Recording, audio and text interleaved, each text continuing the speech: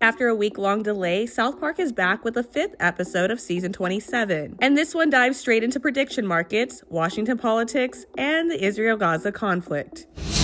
According to Variety, the episode begins with South Park Elementary hooked on prediction market apps, similar to real-life platforms like Kalshi, where users bet on real-world events like whether it'll snow tomorrow. Enraged by the wager about his mom, Kyle begins his mission to track the source, all the way to the FCC and eventually the White House. Meanwhile, the show turns its focus on President Trump, who spends most of the episode trying to end his unborn, quote, butt baby with Satan, setting traps that repeatedly injure FCC Chair Brendan Carr. In the episode, Carr winds up in the hospital where a doctor warns him he could, quote, lose his freedom of speech, which prompts Vice President J.D. Vance to appear, threatening Carr to stay out of the administration's way, using Brendan Carr's real-life quote against him.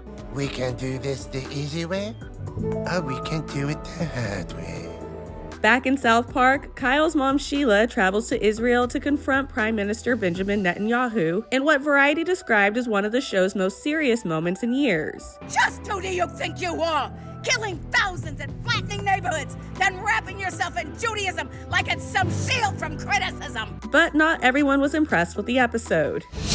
Slate called the episode the first, quote, cop-out of the season, saying it, quote, talked around U.S. controversies like the suspension of Jimmy Kimmel, and described conflict of interest as, quote, brave, it just wasn't ballsy. But online, fans have been enjoying the episode. One thread user wrote, 10 out of 10 South Park episode for me, going to be one of the all-time classics, loved it, it's good to laugh again. While another stated, Brendan Carr is going to love the new episode of South Park. But what's your take? Share your thoughts and follow us everywhere at What's Trending.